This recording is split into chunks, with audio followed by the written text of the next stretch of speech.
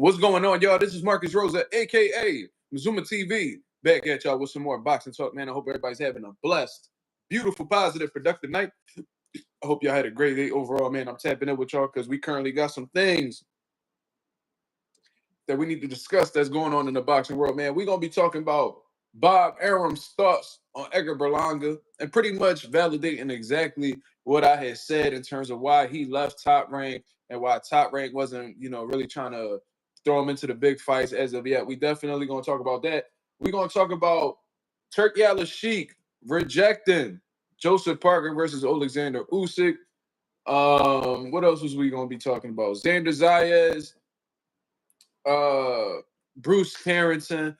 We gonna be talking about it all. You feel what I'm saying? Whatever the hell is in the video title, that's what we gonna be discussing. Then, of course, we're gonna get into some open boxing topics. You feel what I'm saying? But before we get into all of that, if y'all could go ahead and hit the like button on the way in, that'd be very much appreciated.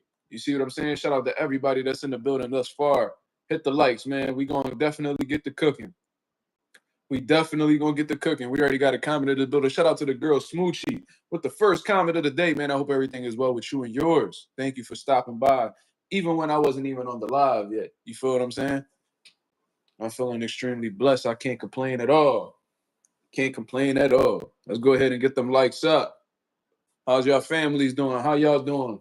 I'll get my son for the weekend tomorrow, man. Planning on going to the beach.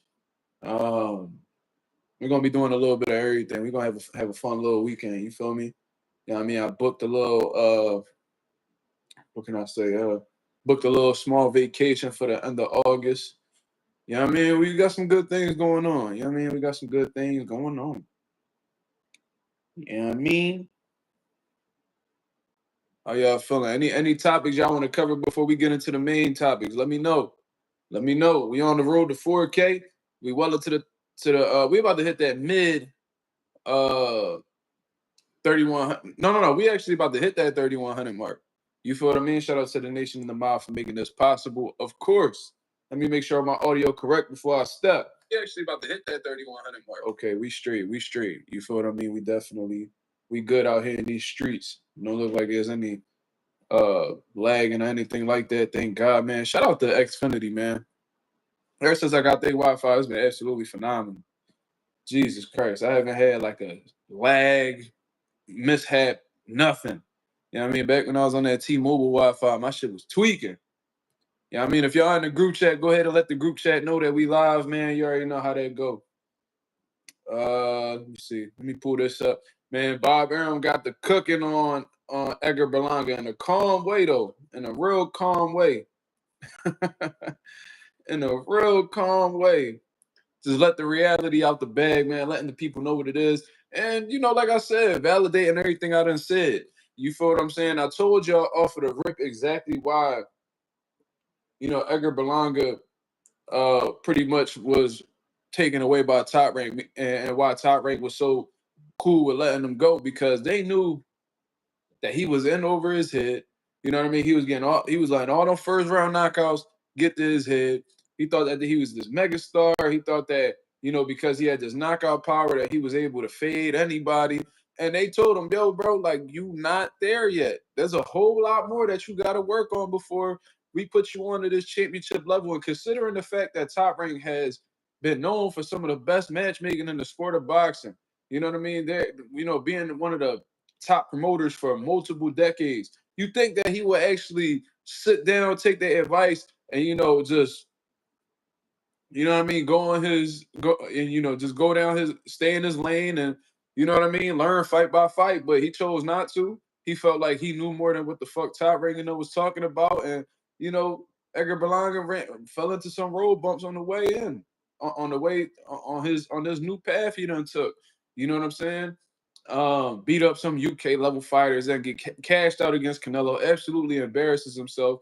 He uses that fight to big himself up and make it seem like he's this vet. Hamza Shiraz, oh, you in my home city, running up on Hamza Shiraz, talking all this crazy shit, pointing fake imaginary guns in people's faces, and all that, SMD talk. If you know, saying all that crazy stuff just for him to get his ass whooped in his hometown, his home city. You know what I'm saying? And all of this shit that he was talking about has now crumbled on him. They trying to come up with a new excuse as to why he lost, blaming Hamza Shiraz hand raps and all that goofy shit. You feel what I'm saying? I don't really know what to make of it in all honesty, man. But you know, it is what it is. Bob Arum spoke his mind, said exactly what he felt about the situation, and I couldn't agree with him more. You know what I'm saying? So let's actually hear what Bob Arum has to say, man. Shout out to everybody that's in the building. J Cash, if you could let everybody know in the group chat that we live, that'd be very much appreciated, brother. Shout out to the boy J Cash in the building.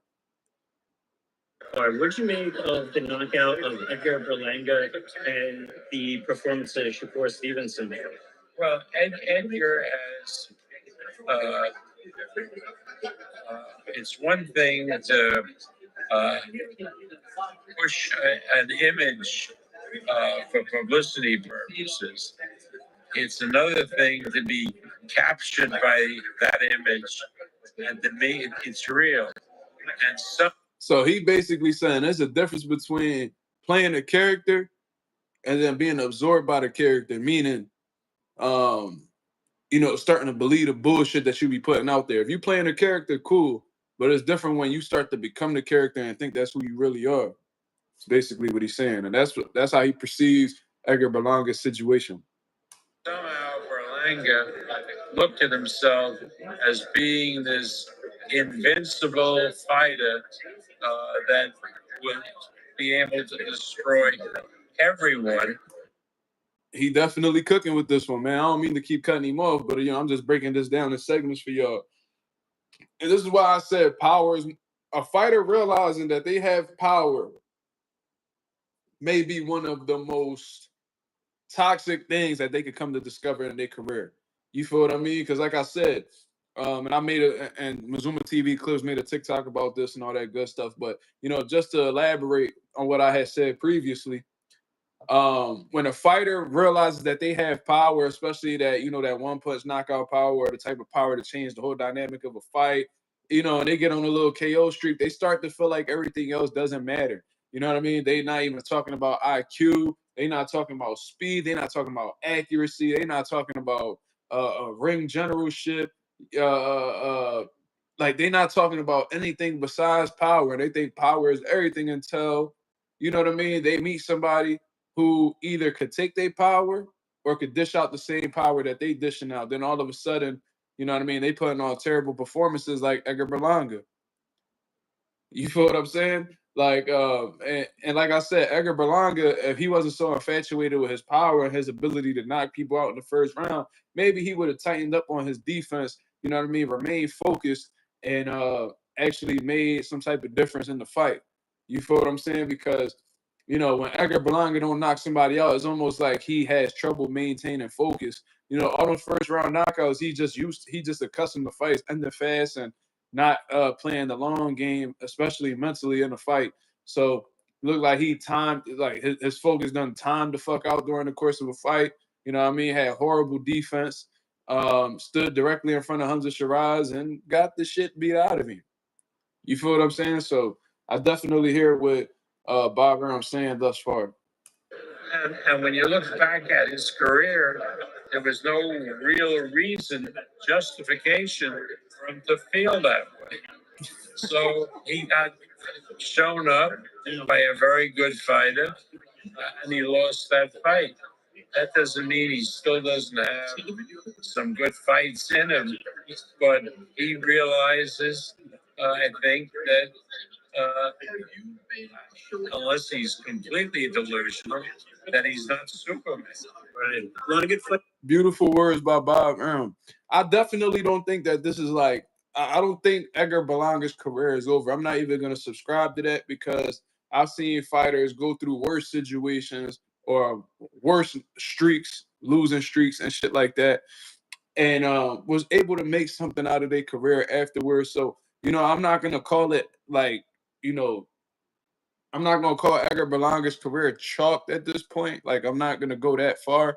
However, what I am gonna say is if Edgar Berlanga doesn't want to face the fact that his career uh, if Edgar Berlanga wants to actually rejuvenate his career, actually put his career on the right track, I think personally that Edgar Berlanga needs to go back to the drawing board for one, humble himself, get the fuck out of this delusion and live in reality that you're not that good, bro. You're not that good. You're not an A-level fighter whatsoever. You know, you do not have the skill set or the experience necessary to be at a championship level or at least win at a championship level. So you need to go back to the steps that you avoided previously in your career. You need to go up against vets that's actually going to get you rounds, man. You need to get as many rounds as possible so you could grow and develop as a professional boxer, because all of those first round knockouts that you got in your first 16 professional bouts, you weren't able to progress. You stagnated, to be honest with you. You didn't learn at all. And when you in there with lesser opponents that's not really, providing any type of resistance at all, it's hard for you to learn in that situation. You know, if you constantly get, if you, that's like, taking a math class, taking the same math class in kindergarten. That's like you taking the same math class in 8th grade that you was taking back in kindergarten. How the fuck are you gonna grow to be skilled in this particular department when you've been doing the same fucking formulas, you taking the same test in kindergarten than you are in 8th grade? You're not growing. You need to eventually grow to algebra. You know what I mean? From algebra, you know what I mean? You need to learn geometry. From geometry, you need to learn pre-calculus. After that, you get calculus and all that shit. That's the only way you're gonna grow. You need to go through the steps necessary. It's like Edgar Berlanga went from elementary algebra to calculus without having any experience in between. So of course you're gonna face some fucking some obstacles in the road. Of course you're gonna come short. Of course you're gonna embarrass yourself. There's a formula that Top Rank specializes in better than 99% of these promoters out here. They know how to take a fighter who's inexperienced but has a shit ton of potential to developing them into championship level fighters. That's what Top Rank does. You went against the grain. You felt like they didn't know what they was talking about. You went and you took a chance and you failed. But the reason why you failed and had a poor performance was because you didn't prepare properly, brother. So, I don't think it's quits for Edgar Berlanga. I don't think it's curtains. I don't think that. But it may be if you do not take the steps necessary in order to grow and develop as a true professional. You see what I'm saying? So let me actually rewind this back so we can hear what Bob Arum said in totality. You know what I mean? No interruptions whatsoever. We just gonna get to it. The performance of Shakur Stevenson. Well, Edgar has. It's one thing to push an image for publicity purposes. It's another thing to be captured by that image and to make it's real. And somehow Berlanga looked at himself as being this invincible fighter that would be able to destroy everyone. And when you look back at his career, there was no real reason, justification for him to feel that way.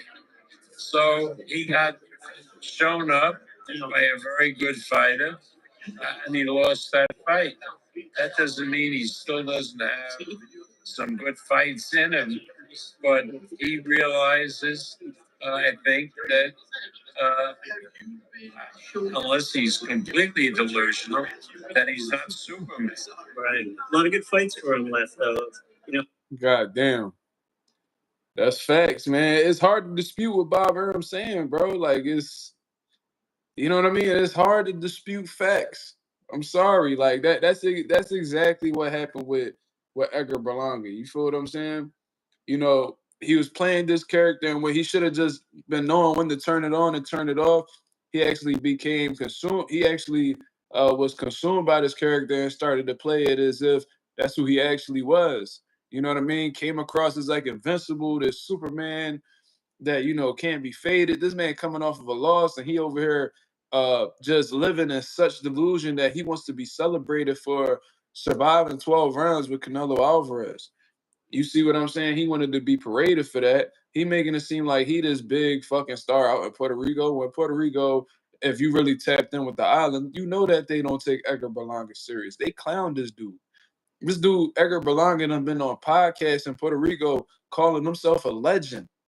Calling himself a legend. Do you know how arrogant and delusional you have to be in Edgar Berlanga's shoes and have the nerve to say in front of the whole world that's watching on social media that you are a legend?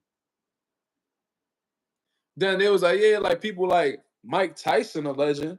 You know what I'm saying? Like, but you know, you gotta beat some people before we could call you a legend, and that's facts. And he be like, oh man, I'm a legend just like Mike Tyson, man. I got 16 first round knockouts. So that shit claim to fame.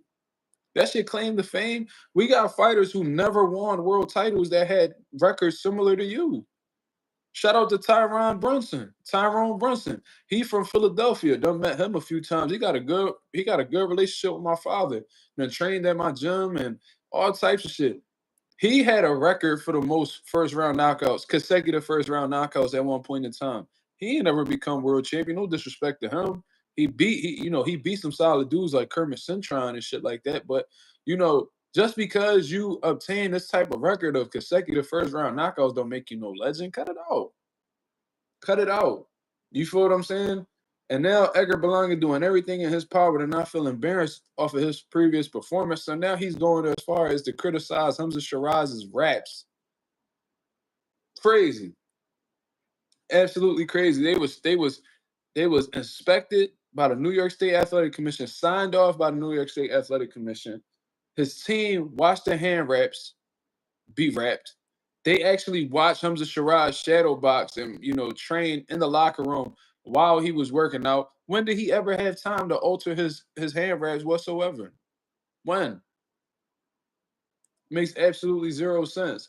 Oh, he only walked away with one hand wrap. Okay, sometimes you don't have enough time in the ring to cut off your hand wraps. For real, most 90% of the time, you keep your hand wraps off until you walk into the locker room any fucking way. Anybody that knows that has taken part in professional boxing, you know what I mean, knows that most of the time your wraps don't get cut off until you in the back of the fucking locker room anyway. So what is all of a sudden we got to get our hand wraps cut off in the ring? Seriously, cut it out. Yeah, Edgar Berlanga. Smoochie said he not even a Brooklyn legend. That's what I'm saying. Like you like if it's that easy to become a legend, bro, then there's plenty of other legends out here. You feel what I mean? It take for you to be legendary, you gotta do some legendary shit.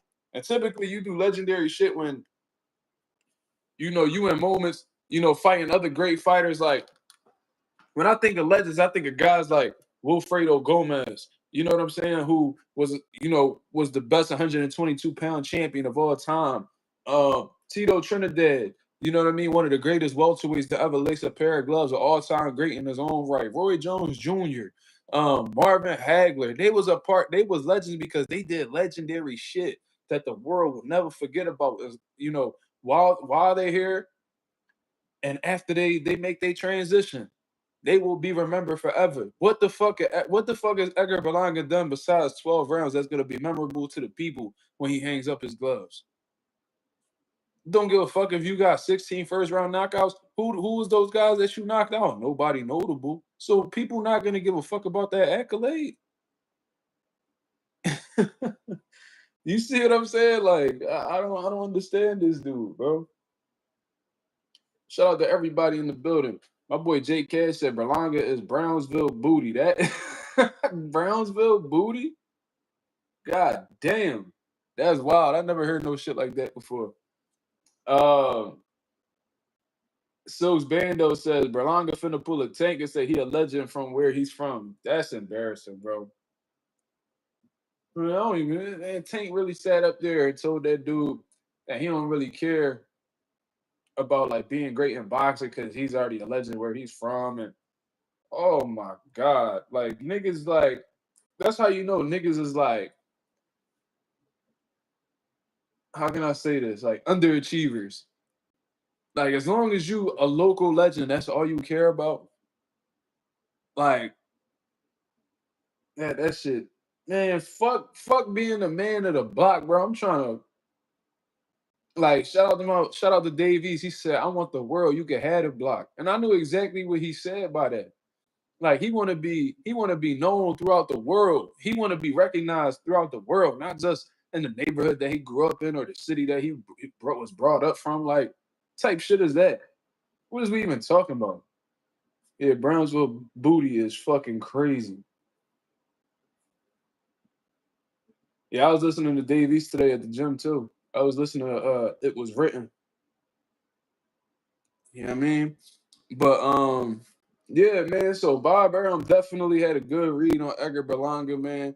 You could tell that Top Rank and them had his best interest, but he decided to go elsewhere. He signed with Eddie. Eddie cashed him out. Eddie was like, "Oh shit, man, maybe I could sign Edgar Berlanga real quick. You know what I mean? Throw him a couple dollars and cash him out with Canelo, and then not really care to do business with him afterwards." That's exactly what Eddie Hearn did, by the way. He tried to play that shit off, but he did it with Subaru. He did it with Edgar. You know what I mean? Like, let me just get a couple dollars off these niggas real quick, and you know what I mean? Go about my way. Shit crazy, but it is what it is. Let me see what else we talking about. I seen that press conference between Xander Zayas and Bruce Carrington, man. Um, Nothing really crazy was said during the press conference. Bruce Carrington ain't really Bruce Carrington not really somebody who really pops crazy shit or anything like that. Xander Zayas really ain't either. So I wasn't really expecting no like chaotic press conference or anything rowdy or anything like that. I was expecting it to be professional, and from what I saw, that's what it was. Xander Zayas, it's crazy watching that dude grow up, man. Because I remember like when he made his pro debut and stuff like that, he had the braids, but I think he dyed his hair blue on some weirdo shit, like some young boy shit, and he's really developed into a young man since then. Looks very mature. Um, I mean, he don't got no crazy haircuts or anything like that. You feel me? Yo, bro, we might have to go with that, J Cash. We might have to call this nigga the Brownsville Booty. This nigga is Brownsville Booty. Edgar Berlanga. The Brownsville Booty Berlanga. That's some wild shit. But Dave East, your cousin. Smoochie, keep being funny. Keep being funny, Smoochie. Time your ass out for 10 seconds. Keep playing with me. Anyways, don't start this shit with the whole light skinned nigga look like. I don't look like Dave East. Cut it up. Brownsville Booty Berlanga. Oh my god, that's hilarious, y'all. The Brownsville Booty is back. Oh shit. But nah, man, Xander Zayas and Bruce Carrington, they look locked in. These are both big fights for them because with Bruce Carrington, this is gonna put him in position to possibly fight for a world title next. Xander Zayas, if he wins his first world title against Jorge uh, Garcia Perez or Perez Garcia, however the way this nigga got two last names. I don't know how they ordered them, but regardless, they look ready to fight. You know what I mean? Jorge Garcia Perez, he looked like he in pretty good shape too. He comes across as confident. You know what I mean? Look like he's taking in the moment very well. Pause. And Xander Zayas does too, man. So these guys look focused. They look like they in shape. They look like they ready to go. The weigh-ins are gonna take place tomorrow. And we're gonna see exactly where these guys are at, man. Top Rank also did a great job with like documenting like certain parts of Xander's camp. I've seen him do like his strength and conditioning sessions. I've seen him, working out and just chilling at the crib, giving us a little bit of his personality. So that's dope to see because for the most part, since Xander Zayas has come up on the pro boxer scene, he's been pretty reserved. You know what I'm saying? He's been keeping it cool, staying low key and just living the fighter lifestyle, I guess. He hasn't really opened up to the people as much. So it's good to see the type of person that Xander Zayas, is and is currently becoming. I've seen that he was like talking about his weight a lot, man. Hopefully that's not, a problem during the weigh-ins. You know what I mean? He's also all about just maintaining weight. Then he was talking about like the foods that he got to eat, and he had like his chef there cooking him up a meal and stuff like that. But the weight was brought up a lot, so I don't know if that's just something that he just has grown to be concerned about. you know what I mean, as a fighter, because, you know, the reality is all fighters have some type of weight anxiety. But, you know, hopefully that doesn't be a topic of discussion after the weigh-ins, man. I hope he makes the weight. I hope Jorge Garcia Perez makes the weight as well. Bruce Carrington and his opponent. You know what I mean? So we can have fights not be in jeopardy tomorrow night. Well, Saturday night. You feel me?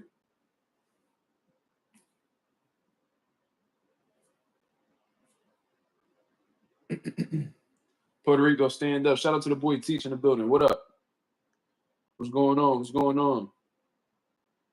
Silks Bando said, Mark, did you ever speak on TKO trying to make changes to the Ali Act?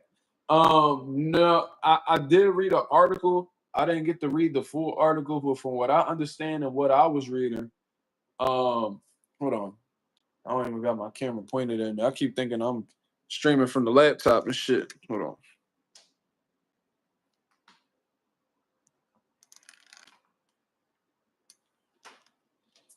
So from what I understand, based off of the article that I was reading, that they made it clear, or at least, you know, from what I've read, they made it clear that they're not going to change anything to the Ali Act, but they were going to be adding some things. Like, they're not going to change anything that was already written in the Muhammad Ali Act, but they was looking to add some things like medical costs, you know, like the minimum from medical costs, and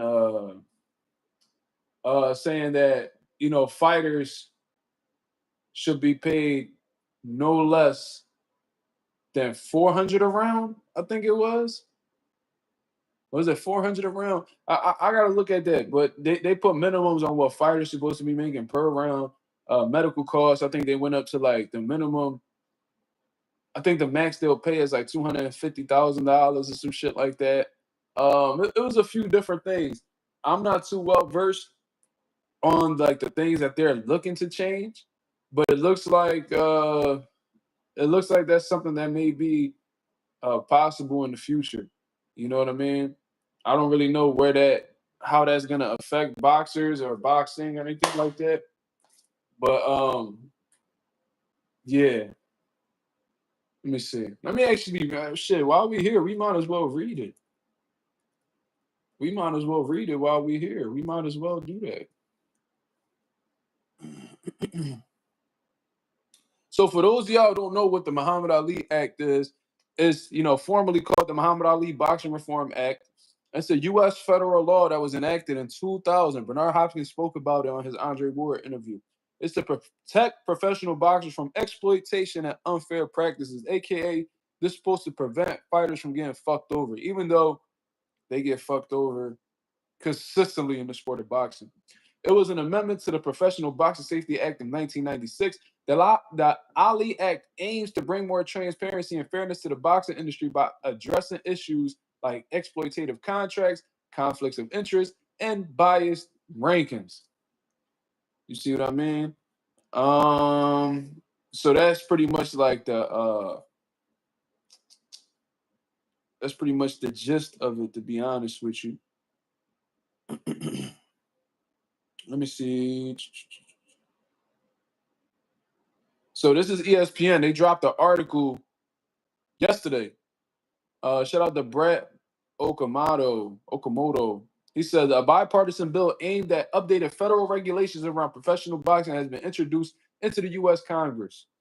The piece of legislation, the Ahmed Ali American Boxing Rival Act, the bill would add multiple provisions. So, like I said, they adding to the bill to the Professional Boxing Safety Act of 96 and allow the creation of unified boxing organizations as an alternative to the sanctioning bodies that currently oversee boxing. So I need somebody to simplify this for me. Are they looking to create this organization called the UBO to pretty much override the other sanctioning bodies that oversee boxing? Is that what they're trying to do? Are they trying to are they trying to make this? Hold on. So from what I'm reading, the UBO, they're asking to allow the creation of the UBO to pretty much take over all the sanctioning bodies that currently oversee boxing. Can somebody tell me that? Because if that's the case, it's kind of like the UFC. It's kind of like the UFC from what I understand. J Cash says send link. All right, hold up. Let me post it in the chat. Let me post it in the chat. Give me 1 second. Let me post it in the chat. Are you going to clarify, J Cash, or you just want to chop it up? Because I didn't read this part. I ain't even going to lie to you. The UBO, is that like they trying to put all of boxing under one umbrella?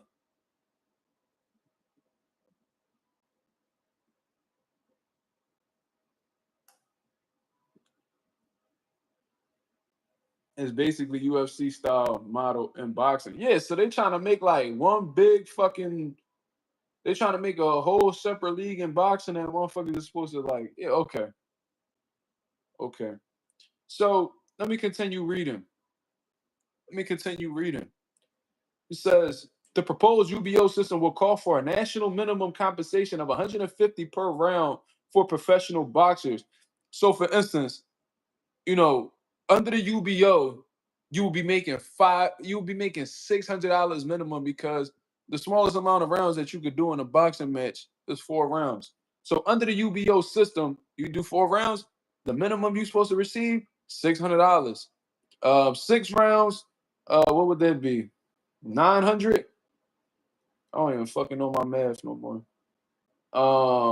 Yeah, I believe that's 900. You feel what I'm saying? It says you can't copy it. You can't click it.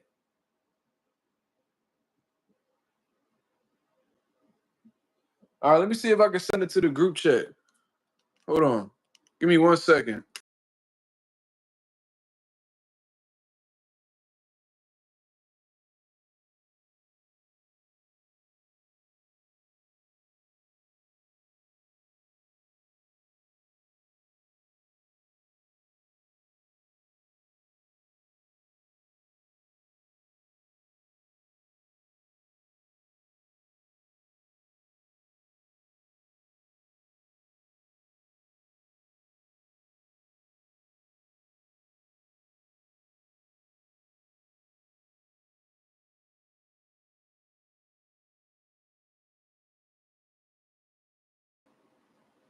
What the fuck?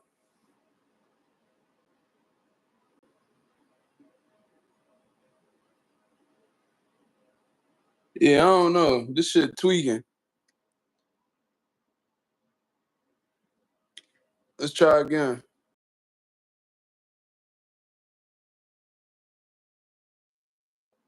Yo, J Cash, check the group chat.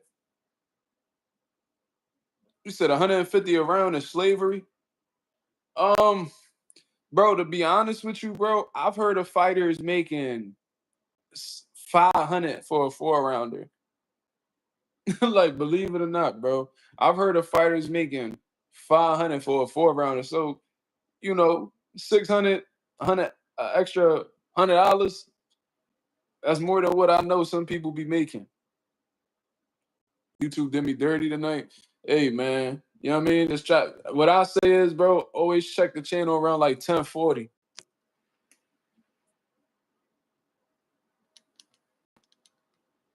Yo, bro, What's happening? what's going on? What's going on? Shout out to my boy J Cash in the building. What up? What's good, family? What's good? I'm at the dog park. Ain't no light in this corner I'm walking to. But so basically, because I had read, I think, that article that you're reading, and the way it sounds, right, is that this UBO, this separate sanctioning body, and I ain't gonna lie, it do kind of sound like some shit that's gonna allow TKO and them, if you will, to get away with underpaying fighters. But I mean, the other things that come along with it can entice potential upcoming fighters who are struggling financially, you know what I'm saying, who don't have the proper, funds to back them as they're coming up in the sport. For things like, example, the health insurance. Shit, I'm fat as fuck, out of breath walking over here. So check out. say for instance, right? I get a group of guys, and say we all like to drive and race cars, or we race cars for a living. And say we try to get insurance individually for ourselves to race our cars. It's gonna be expensive as fuck. But say we start a league, we form a group, put it under a business, and try to get insurance as a group as that business. It'll be much cheaper individually for us all getting insurance. So if one was getting a crash, total our car, get injured, we straight. And guess what? It was cheap instead of getting it individually. But with this model that they have in place, like, all right, cool, we're gonna give you all these extra perks behind the scene. But check it. You only gonna get as much as we pay you. As long as we paying you that minimum, we not breaking no laws. Yeah. And like I And said, yeah, it there'll says be a that, belt, there'll be a ranking system, there'll be bonus money involved. But what we pay is what we pay. And as long as we pay that minimum, federally, we good. And you get what you get. right. It sounds like this UBO system is gonna be like, we gonna pay you what you pay, what we gonna pay you, and it is what it is type shit. Like, you know what I mean? It don't sound like it's gonna be like any room for negotiation or anything like that. It's like I said, it says the proposed UBO system will call for a national minimum compensation of 150 per round for professional boxers, as well as greater health insurance minimums and anti-doping programs. Currently, any minimums in those various areas are either non-existent or set by individual states. So that's definitely facts right there. Because like I said, I done heard of professional fighters getting 500 for a 4 rounder. Like I heard shit like that. So um, yeah, I don't know if that's necessarily 600 for a 4 rounder. That's all they got to pay you. That's kind of crazy, but um, yeah, it is what it is.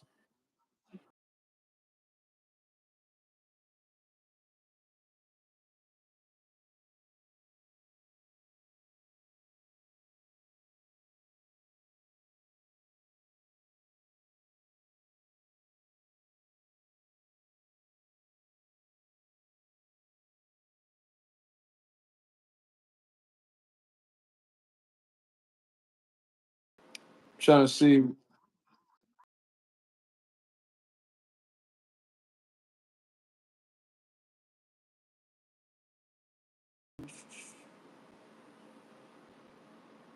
I'm just reading up. The key aims of the act were to protect rights and welfare of the professional boxers. Um, Yeah. Oh, by the door.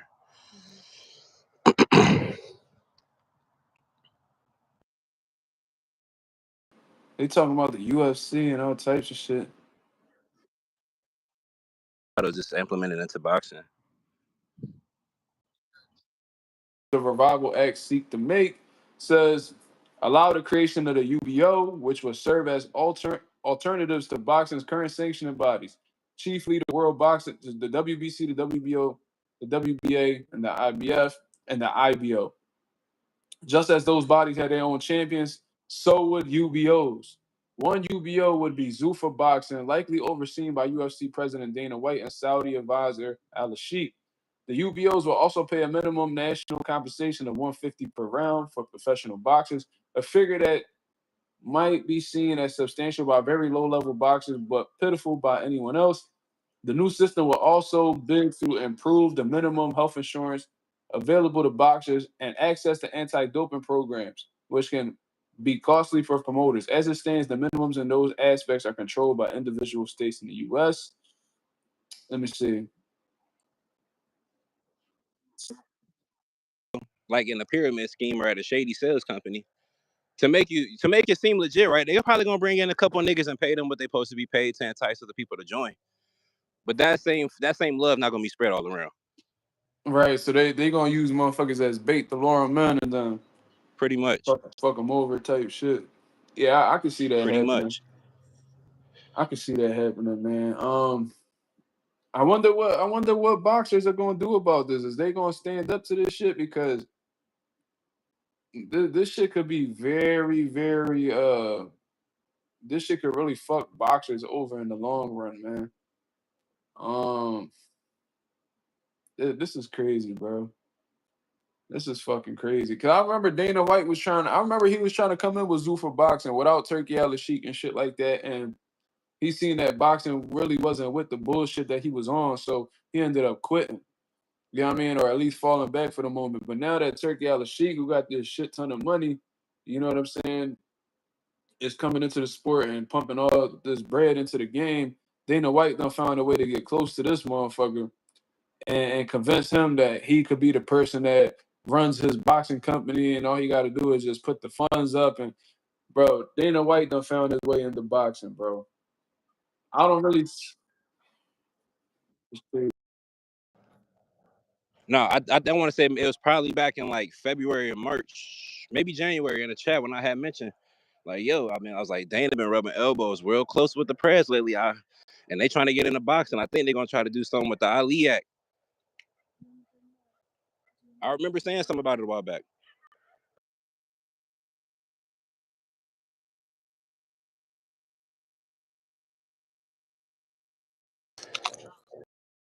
With healthcare and shit like that. Now that the revival bill seeks to establish minimum purse 150 per schedule round. It will also create a national minimum of 25,000 for health coverage for injuries sustained during a fight. Both minimums are higher than those established across the states and all that shit. Let me see.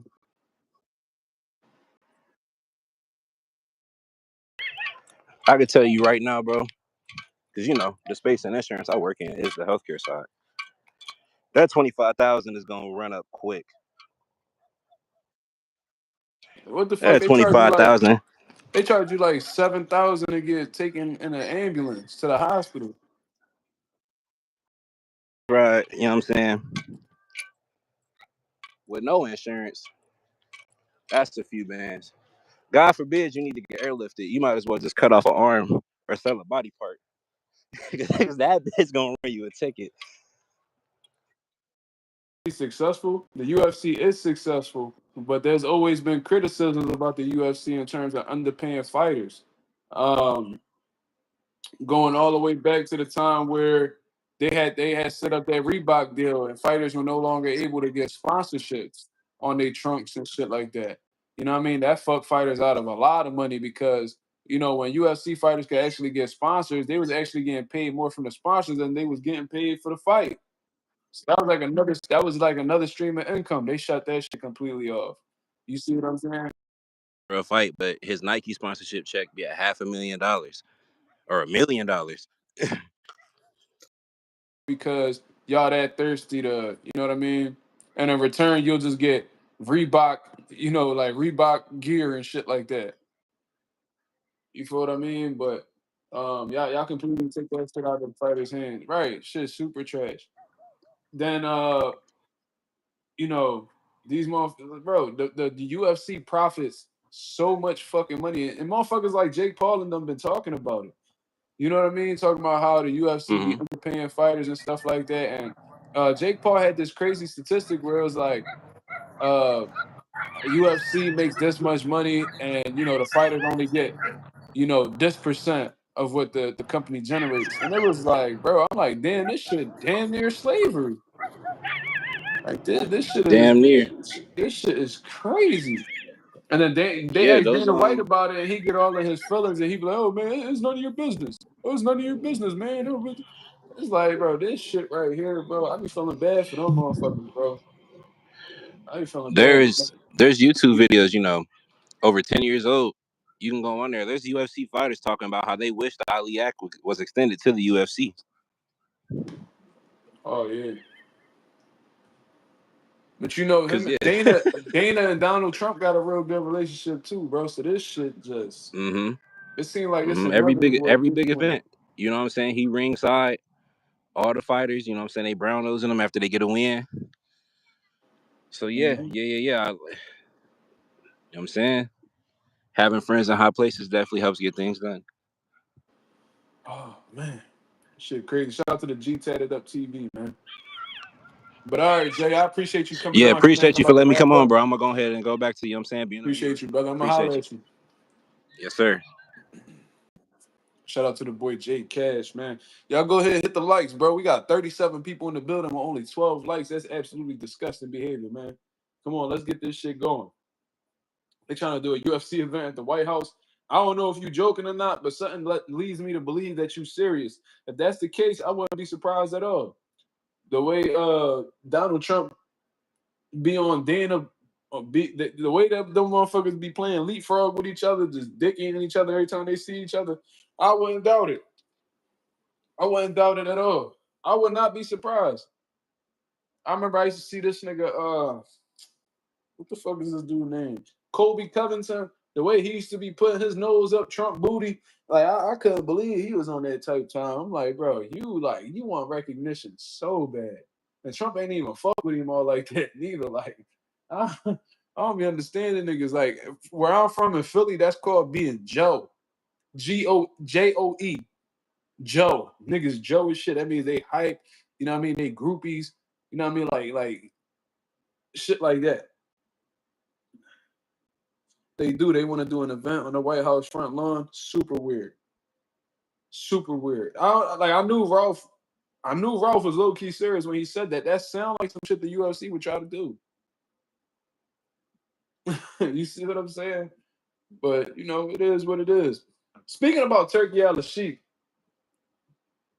how do I relate Xander Zayas? I don't even know what that means, brother. But niggas packed you, or you retracted your comment. Yeah, you got to rewrite that, brother.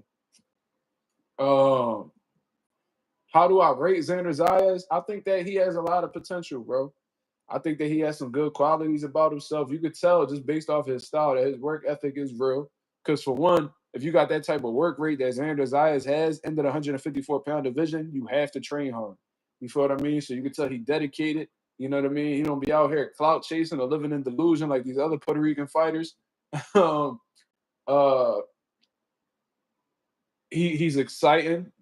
He's charismatic. You can tell that he genuinely wants to win. He's looking for top competition. I remember that Virgil Ortiz situation and how he was so willing to face him, even though Virgil Ortiz is one of the most dangerous fighters in the division. And he's about to fight for a world title, man. So, you know how the saying goes, if you a champion, you a champion. That means you amongst the best in your division. So he's got a tough opponent in front of him that just defeated Charles Conwell in his last bout. So this ain't gonna be no easy fight from what I understand.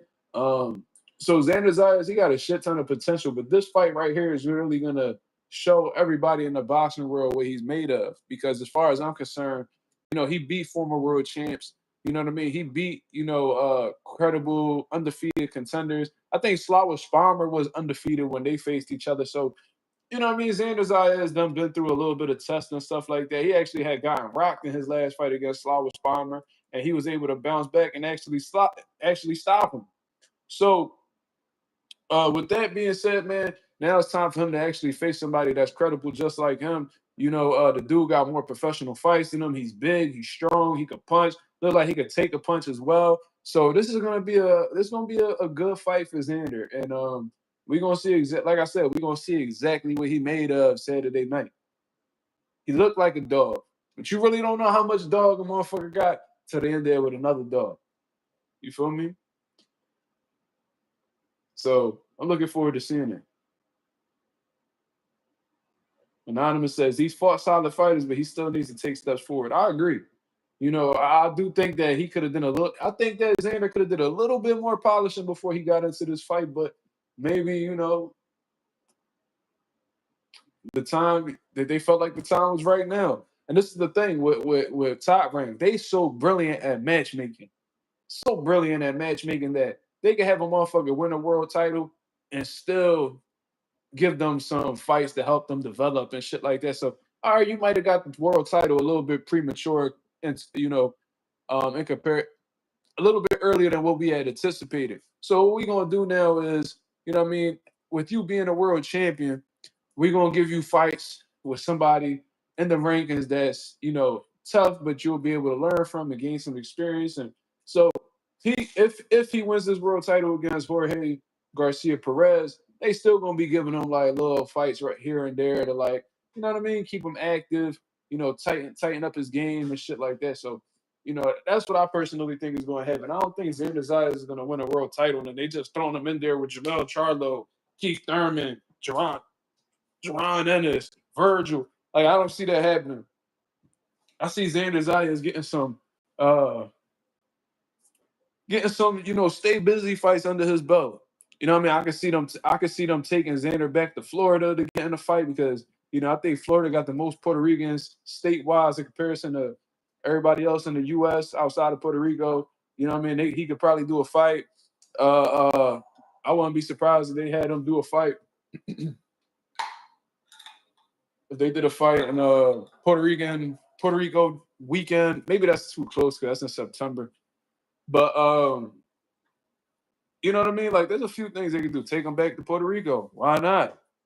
You feel me? If they want him to really be engaged with the boxing fans, take him to Puerto Rico. He can speak Spanish. You know what I mean? He actually from the island. Y'all could definitely make it happen. Y'all could throw some Puerto Rican motherfuckers on the undercard. Like, there's a lot of shit that they could do.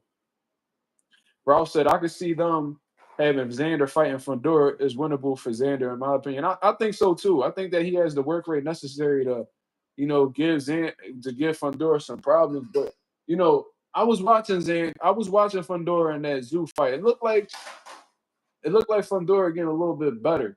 You feel what I'm saying? It looked like he's starting to understand his range a little bit more and not smothering himself as much, and understanding like the leverage that he has, and hitting guys, catching guys at the end of his punches. You feel what I'm saying? Coffee said he got Fundora. Woo! I think Fundora getting better too. Because when you watch him early on in his career, even when he had a controversial fight early in his career when he was like on the PBC undercards and shit like that. I think that he's grown a lot since the first Zoo fight, to be honest with you. You know what I mean? But Xander definitely got the recipe to beat him. He definitely do. Because it's not like Xander obviously is shorter than Fundora. They all are. But Xander is not a short person in particular. Was he about 5'11", 5'10", 5'11", probably 6 foot. You know what I mean? He won't be punching up he won't be having to do as much as Tim Tszyu do to land the shot. You know what I mean? Like I could really see him punching the combinations and really giving Fundora some problems. But that's a great fight. They both gonna have to walk through fire to get past each other. You feel me? So I like that fight.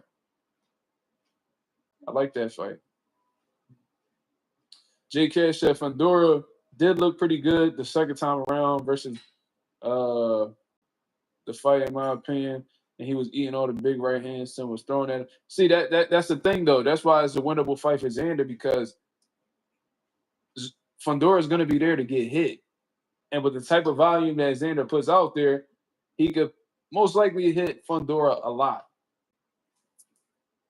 You feel what I'm saying? What's next for Tim Tszyu? Retirement? I'm not going to say retirement. But I do think it's over for him in terms of, like, winning a world title. Like, that's what I personally believe. I think that Tim Tszyu could probably lock in some, like, Australia-level fights, maybe try to see if Keith Thurman's still interested in fighting you. I don't know if that's something that he would consider. I guess if the money's right, they'll probably do it. You could try to lock in a Keith Thurman fight. And like I said, you would start, from what I understand, too, Tszyu is a draw in Australia. So you might as well run a couple bags up over there. You see how you brought Joey Spencer over there? Go ahead, knock some cans down. You know what I mean? If you want to move up to 160 and get some fights up there, go ahead, do it. You know what I'm saying? Like, you can do a couple more money moves before you get up out of here. But in terms of winning a world title, I don't see him doing it. Look at the champions that's in his division. You tell me if Tim Tszyu could beat any of them. Bud, he cannot beat Bud, the WBA champion. The WBO champion, the winner of Fundora, Jorge Garcia Perez, I don't see him beating Xander Zayas. I don't. With the damage that he done took, you can tell Tszyu not the same. He's not the same pre-Mortis Zaliev and pre-Fundora. He's not that anymore, in my opinion. You see what I'm saying? Xander is defensively more responsible. Yes, he is, because what I noticed about Xander Zayas is if he's not punching, he gives you some type of head movement. You know what I mean? And he keeps his high guard real tight too. So he can get hit too, especially as much as he punches. He could definitely be hit. But Xander is very textbook. He's very textbook. Like it's not really anything too flashy about Xander Zayas, but at the same time, like he got a ferociousness about him. He got an intensity. Like he got dog in him, bro. Like he definitely got dog in him. You feel what I mean? Like he keep his hands up. Oh, 1, 2, 3, 4. 1, 2. He'll go 1, 2, left hook to the body. 1, 2, left hook to the body. Left hook up top. 1, 2, 3, 4. 1, 2, 1, 2. Like a lot of his shit that he do is like regular pad work. You feel what I'm saying? Anonymous says, I still think Fundora garbage. I just think that string of fights took a toll on Zoo. He was walking through Fundora's punches in the first fight. Yes, he was. Yes, he was. But like I said, I feel like Fundora, he definitely is beatable. Let's not get it fucked up. And I don't really rate him as like any type of pound for pound level fighter or extremely skilled fighter. He ain't none of that. Like I said, he's there to be hit. He could be broken up. He can be knocked out. He can be defeated. But I do think he got a better understanding of range now. And I feel like he's been having better performances, especially against Zoo, in terms of, he made the adjustment, man. You know what I mean? Because I've seen fights like that he had with who was that? Like Brian Mendoza trying to fight him on the inside, and you know what I mean. I'm seeing him go like fight in close quarters with Erickson Lubin and getting dropped and shit like that. Like I seen a Sebastian Fundora who understood that he was tall and had range, and used that to his advantage. And him understanding that he got enough power to hit somebody, catch somebody at the end of a shot and put him down, and understanding that, you don't need to take all this punishment in order to be successful. That was a little small adjustments that I've seen from Fundora, but it's still not elite. It's still not elite. So even with him having that understanding, he's still not operating at this high level where he can't be beat. You see what I mean? So yeah, so I think Xander could definitely beat Fundora. You know what I mean? Because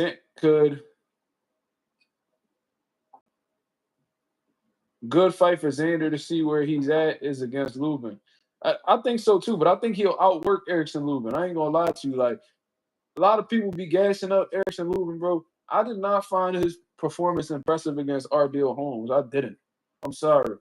You know what I mean? I know he got the stoppage and all that. Like, you know what I mean? Congratulations for the victory and all that. But he looked absolutely, to me, he did not look impressive, bro. He looked terrible to me. Not gonna lie. I didn't like that performance at all.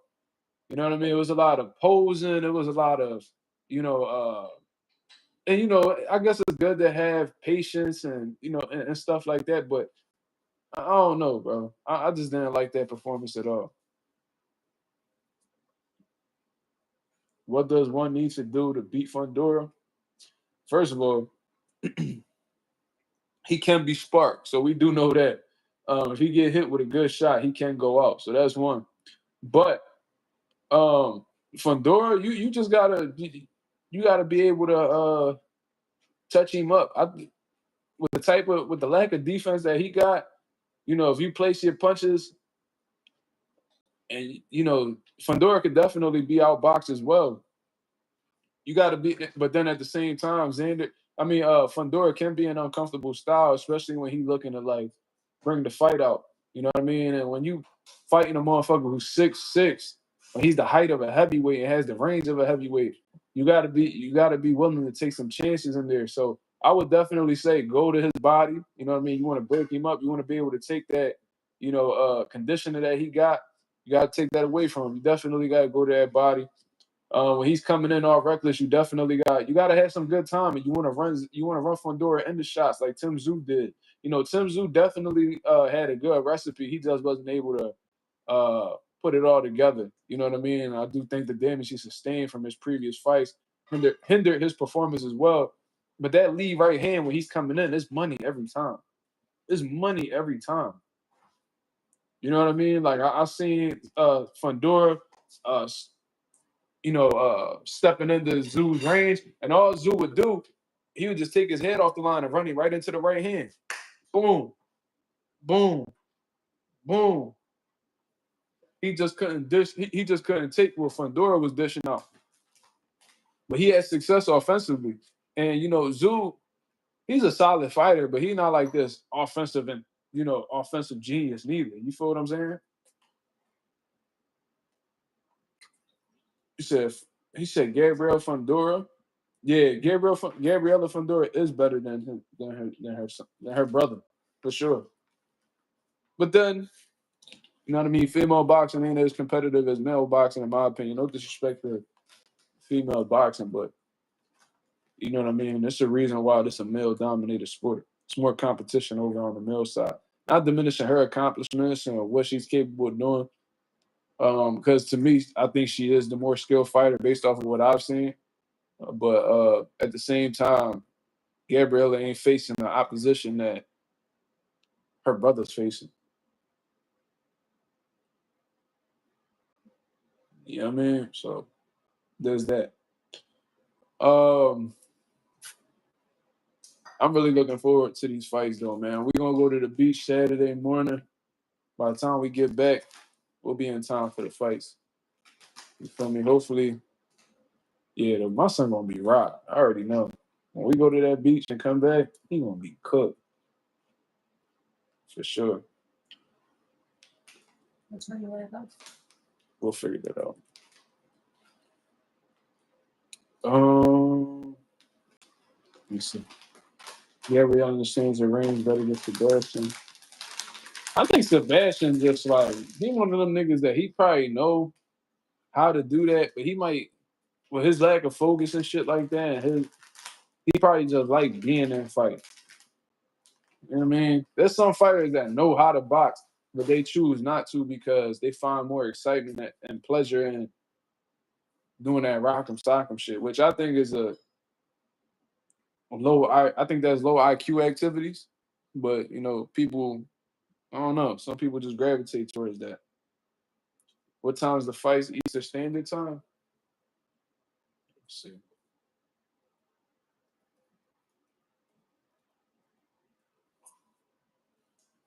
9 p.m. Eastern Standard Time.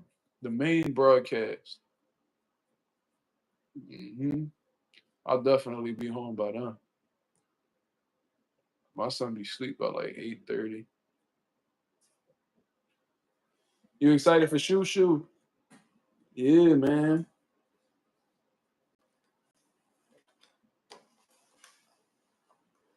Cause I was on the channel, I was on Claymore Rain channel the other day, and they had Shoo Shoo ranked like number 3 in the whole division, and I'm like, bro, how? So I disagree with that, to be honest with you. I forgot who the fuck was on the list, but I had Shoo Shoo at like number 5. It was like, bro, how you putting Shoo Shoo above these niggas when they had done more shit? So it was like they had Rafael Espinoza, they had Nick Ball, Stephen Fulton. Who else they had? They had a few other people. They had like one more person, and they had Bruce Carrington. Let me see. Let me see. It was like who in your top 5, and I'm like, bro, you serious? Like, bro, they had like Shoo Shoo like number 2, number 3, and I'm like, how?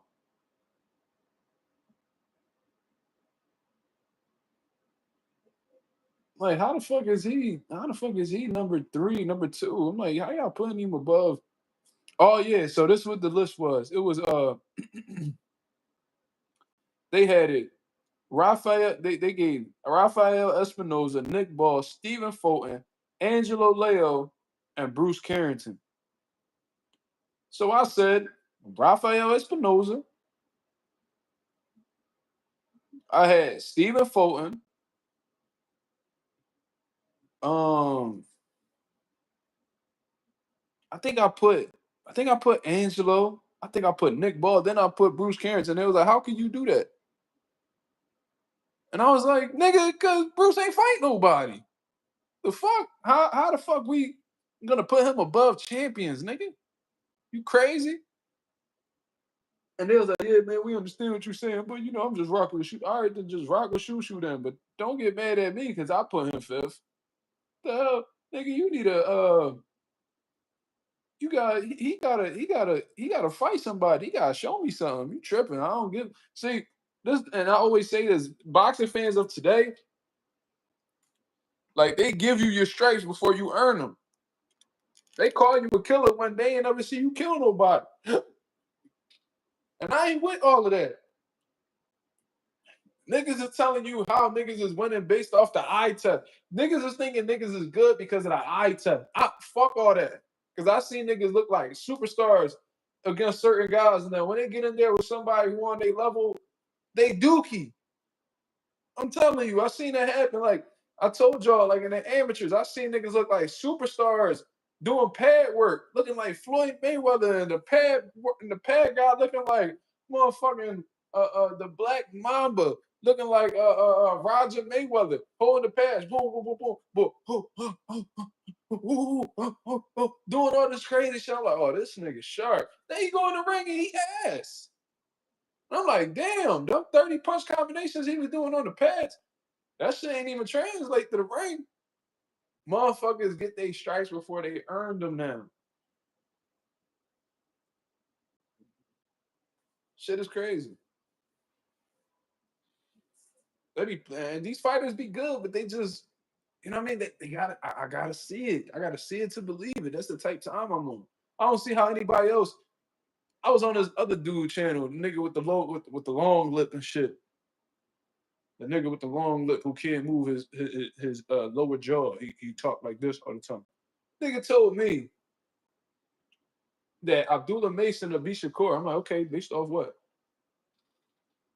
He's taller. He's rangier. He has the better IQ. I said, oh, he got a better IQ than Shakur. In my opinion, yeah. Oh, okay. What fights did he have to show you that his IQ is above Shakur Stevenson's when he hasn't even fought for a world title yet? This was before the Nakatila fight. This was before the fight he got dropped in. All them Jones. This nigga telling me off of the eye test. The eye test, nigga, that's all you need. That's all you need to say that a nigga's better than somebody? Or that's all you need to, so all you need to do is watch this nigga fight a bum and you be like, he could be the world champion. I don't know that.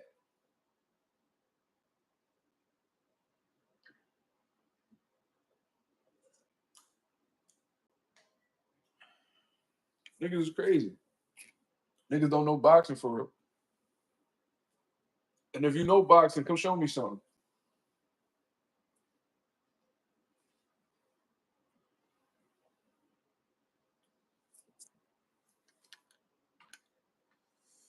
My boy Anonymous says Mark Castro has wins over Keyshawn and Ray Ford in the Amis, but he's trash in the pros. Because that's another thing, bro. And this is insane, but people don't really believe this. The amateurs and the pros are totally different. Totally different settings, totally different styles. Now, you could bring a pro style into the amateurs and be successful, but it's very hard to have an amateur style in the pros and be successful. You know what I'm saying? The pros is more about quality. The amateurs is more about quantity. And I say this all the time because I done seen boxers box superb and amateur bouts, but because the other guy was throwing more punches, you know, they won the fight. Not the smooth, better boxer who landed this cleaner, sharper shots. No, the guy who was actually active, who was letting his hands go, you know what I mean, and outworking the superior boxer, he won. You know what I mean? But in the pros, most likely that wouldn't happen because what judges pay attention to in the pros is who's landing the shots that stand out more. You know what I mean? Who's having the effective aggression? Who's showing the ring IQ, the ring generalship, all that good shit. You know what I mean? So I'm looking at this fight right here, and I'm like, yo, if this was the pros, this guy would have won. But because of being the amateurs, this guy won. You feel me? So I've seen fighters look absolutely phenomenal in the amateurs. Then they turn pro and look like shit. Some people stay in the amateurs too long, had 300-400 fights, and then they don't know nothing else. They can't transition to the pros because all their life they've been dedicated to the amateur style of boxing. So it's hard for some fighters to make that transition from the amateurs to the pros, because transition into the pros involves like settling down and using your brain more. You know what I mean? And actually looking for shots instead of just letting your hands go blindly. It involves a certain level of intelligence to, you know, reach an elite level. These amateurs just don't be thinking. They just be letting their fucking hands go and just let their instincts take over, because they only got 3 rounds and they only got a certain amount of time left. Like the kids be fighting minute and a half rounds, 1 minute rounds. Then like novice guys, they fighting 2 minute rounds. Then once you get past 10 fights, you'll probably fight a 3 minute round. You feel me? So it is what it is, bro. We need, but as boxing fans, need to dig a little bit deeper and formulate, more educated opinions. It's not going off of the motherfucking eye test, to claim that this fighter is the goods. No, for us to know that a fighter is the goods, we need to see him in there with somebody who's also good. You feel me? Abdullah Mason looks absolutely phenomenal. Absolutely phenomenal. Everybody that they put in front of him, he's passed with flying colors. But we don't know how good Abdullah Mason is yet. We just got an idea of how good Boots is because he finally got in there with another champion. Mind you, I've been in the gym with Boots. I've seen him dominate guys who went on to become unified champions and stuff like that. So I knew I had the scoop on Boots before everybody else. I just needed people to see it for themselves. But what I'm saying is, Abdullah Mason looks very promising. He looks like he could possibly be the future of boxing, or at least one of the guys that make up the future of boxing. But we don't know Abdullah Mason yet. Do I think he's gonna beat Sam Noakes? Yes, I think he's gonna stop Sam Noakes. Just my opinion. I think he's the smarter fighter. I think he's the sharper puncher. Might not be the harder puncher, but he's the sharper puncher. I understand that there's a difference in terms of like precision. You know what I mean? Punch placement, all that good stuff. I think he's the more dangerous puncher just based off of that. I think he's going to completely neutralize Sam Noakes' inside game. I think he's going to keep I think he's going to keep a long, rangy jab in Sam Noakes' face. And when Sam Noakes tries to step into Abdullah Mason's perimeter, I think he's going to get lit up with combinations. I think he's going to get lit up with sharp shots that's going to get in between the guard. You know what I mean? I can see Abdullah Mason picking that high guard apart and beating Sam Noakes into submission. That's what I personally believe. You see what I'm saying? But I don't know. Because what if Sam Noakes reveals something about Abdullah Mason in the ring that we didn't see get exposed yet?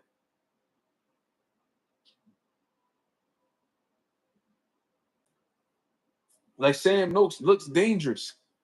He looks dangerous, but he only looks dangerous when he's fighting in close range.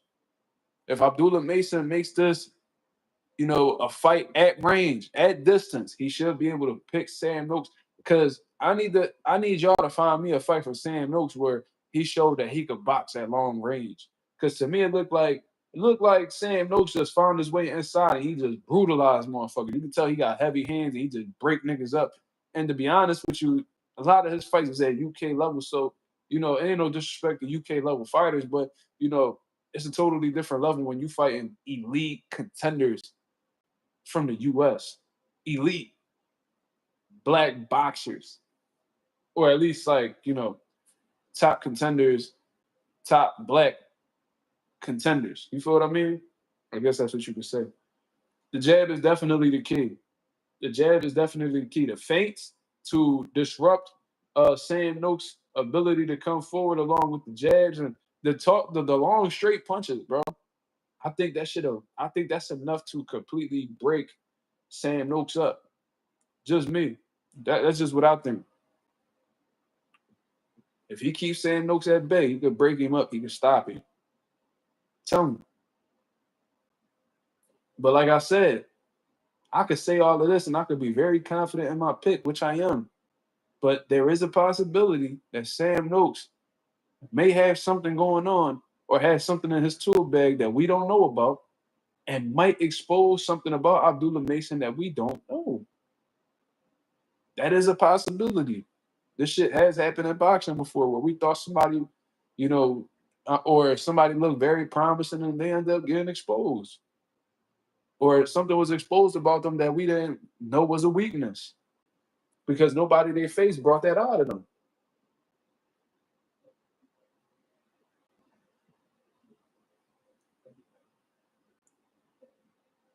Damn, stopping Puma as well. I gotta go check that guy out. I gotta check him out. So I'm a reserve judgment for now. How long have I been on live? Can anybody see? Oh, all right. Yeah, I've been on here well over an hour. Anybody got any last questions before I get up out of here, man? Let me know. Let me know. Is there anything y'all want to talk about? Is there anything y'all want to discuss?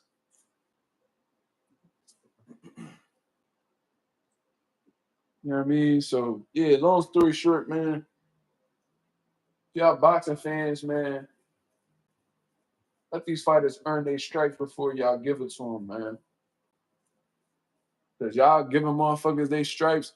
That's what make niggas like Berlanga think they ain't got to do nothing and they just entitled to all these different privileges in the sport when they never worked for shit.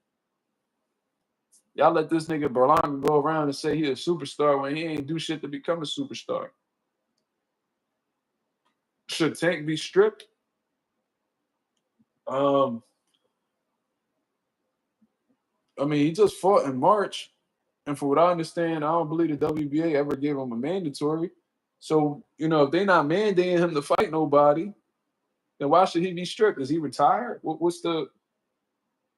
will Shushu have a big fight? I mean, whatever his promotional company put him in a situation to get a big fight. That's up to his team for real. You know, I guess a lot of people looking at Shushu right now like high risk, low reward, so they're not really too enthusiastic about facing him at this point in time. But at the same time, Shushu, from what I understand, he's a ring ambassador. So the ring needs to put some money up behind Bruce Carrington for him to get the fights that he's looking for, right? Yeah, that's another thing. The WBA, just like a lot of these sanctioning bodies, they all about the money. You feel me? So if they gotta let Tank hold that belt for a little while in order to, keep getting checks off him, you better believe they gonna let Tank hold that belt. Trust me. Because they don't want to strip Tank and ruin that relationship with him when he may come back and make millions with another sanctioning body or whatever the case is. So um they gonna stay on Tank good side, just like how they be doing with Canelo. And let these motherfuckers do whatever they want as long as they get a percentage of them checks they getting. They ain't tripping. I'm telling you. Because let's say they strip Tank, right? Let's say fucking who's a top contender? Let's say William Cepeda end up getting that title, or Floyd Schofield, whatever the case is, right? And let's say William Cepeda makes $1 million a fight, and they getting 3% of that. What's that? Fucking 30,000, 30,000, whatever the case is. You think they want to take? You think they want to make $30,000 a fight off of William Cepeda when they could have Tank hold that belt, fight once a year, or whatever the case is? They getting 3% of 10 million.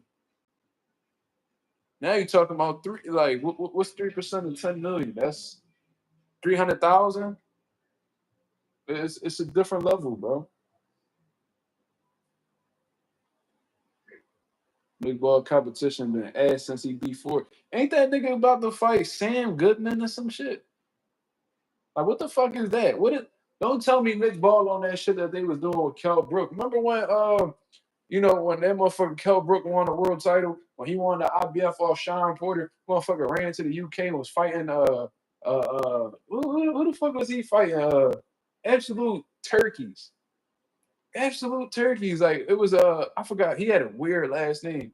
Was it like Glizzy? I was about to say Glizzy, that's hilarious. Kevin, let me see who Kell Brook was fighting. He went to the UK and started holding that belt hostage. Don't tell me he ran to the UK and now he trying to keep them belts. Yeah, Kevin Bezier. I remember that. Frankie Gavin. Like what? E Notes, Dan, Ion. Like, bro, who the fuck is these niggas, bro? That nigga ran his ass over to Sheffield and was fighting absolute turkeys, bro. Jesus Christ. Don't tell me Nick Ball gonna be on that type of time.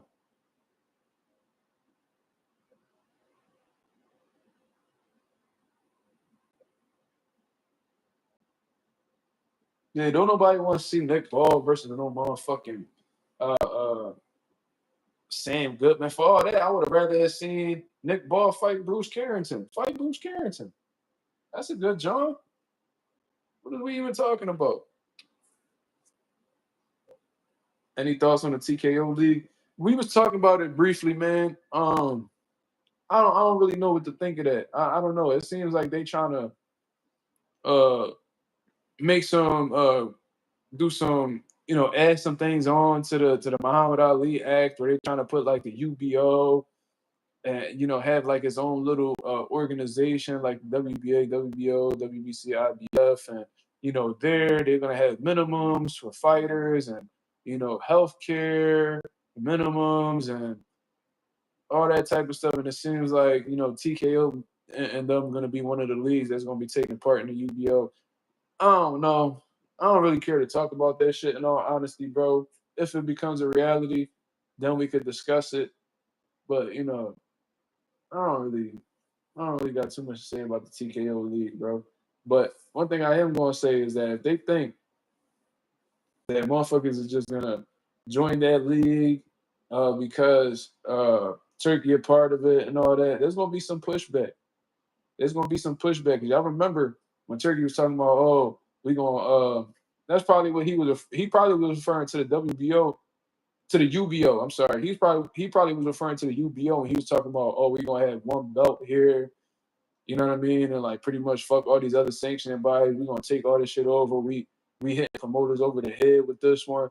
And then when they receive some pushback, they're like, oh no, man, we're gonna work with every promoter, and we still, like, pretty much saying we still got love for the sanctioning bodies and all that. They like to talk shit, and then when they face a little bit of criticism, then they go back on their word. Turkey soft like that. You feel me? And I'm saying Turkey, and Turkey's a clown. Before I get out of here, man, Turkey Al-Sheikh, um, he be trying to make it seem like he for whatever the boxer fans want and shit like that. But Turkey Al-Sheikh, that's a motherfucker who got his favorites. You know what I mean? He only give a fuck about taking care of his favorites. You see what I'm saying? This dude going around talking about how they not interested in fighting or making the fight between Usyk and Parker. Bro, you literally out here talking about how Moses Atama versus Usyk is the fight that needs to be made when it ain't. The most deserving heavyweight at this point in time for undisputed at heavyweight is Joseph Parker. Joseph Parker. How the fuck is Moses Atama more deserving of a shot at undisputed than Joseph Parker? Is it because Joseph Parker done fucked your plans up on a couple occasions in terms of knocking out one of your favorites and Martin Bacoli? Then you was trying to set up Wilder Joshua and he cooked Wilder. Is that why you upset with Joseph Parker? Is that not why you want to give him opportunity?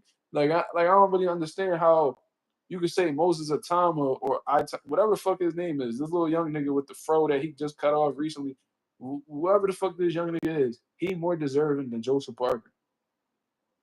That's ridiculous, bro. And Turkey Al-Sheikh has done this on several occasions where, we call for fights and then he'll act like he ain't interested in them.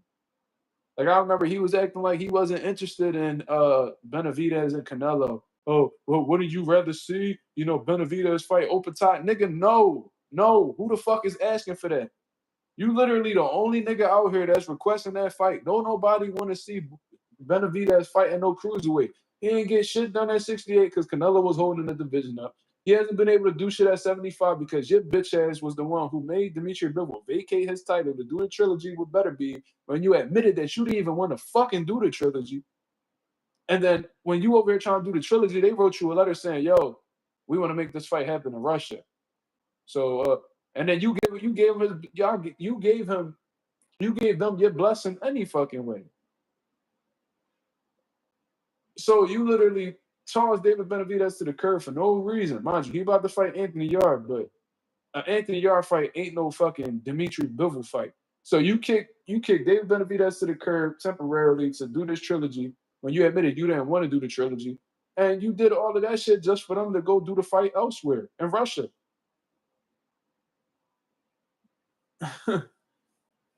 Like, and Turkey Al-Sheikh really trying to make this Fury Usyk 3 shit. It's disgusting, bro, because there's only one fight we want to see Fury get into also. That's Anthony Joshua. You over here trying to make Anthony Joshua versus Jake Paul. How about Anthony Joshua versus Tyson Fury in London, you fucking moron? Oh my God, bro. Like, is this nigga for the best interest of boxing or not? Because it just seemed like he taking his money and just being selfish with who the fuck he give opportunities to, when I thought it was about the best fighting the best. It's about the best fighting the best, but only if you let Turkey Al-Sheikh grab your thigh. If you let this nigga grab your thigh or hold your motherfucking hand, then he give you opportunity. You feel me? But if you not with that shit and you tell the nigga no, then he don't fuck with you no more. This nigga, Tim Tszyu told this nigga no. And when Tim Tszyu got his ass whooped by Fundora a couple weeks ago, who was kicking him while he was down? Turkey Al-Sheikh. Like a fucking clown. Then he went and took that post right down when he seen he was getting cooked by him. Soft ass nigga. But anyways, that's my spiel for the day, man. I appreciate everybody that came through and showed love to the channel, man. If y'all could go ahead and hit the likes as soon as on y'all way out, that'd be very much appreciated. For those of y'all who have the link, man, please go vote for my son, Micah Rosa. You see what I'm saying? I'm gonna actually go ahead and put that link in the chat. Please vote for my son, man. We still in 4th place. We fighting like fighters do, and we trying to make a difference, bro. We trying to get. We got a whole week left. Hold on.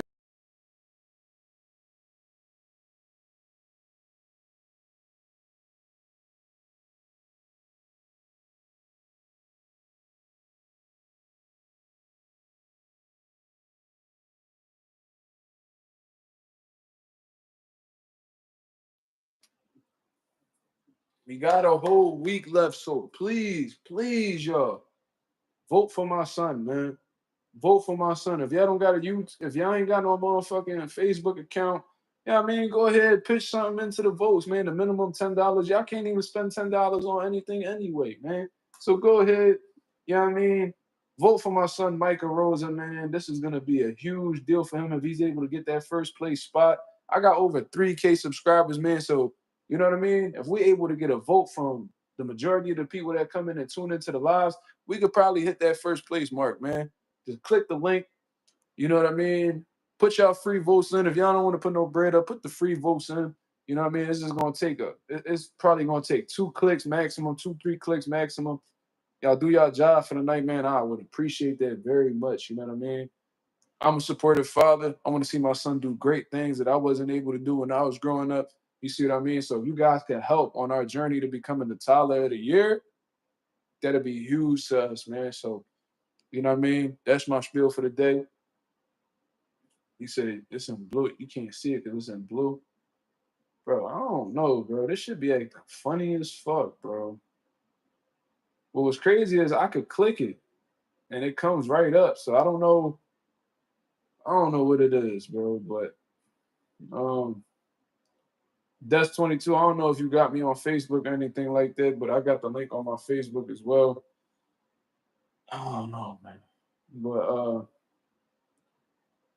we'll just figure it out. You feel me? But shout out to everybody that's coming through and could get the votes for my son. You feel me? Let's try to get to that 1st place mark. You feel me? But y'all have a blessed, beautiful night. I'll holler at y'all, man. Peace. I'll be back at y'all with another live 10:30 p.m. Eastern Standard Time tomorrow. Y'all have a blessed one, man. Peace.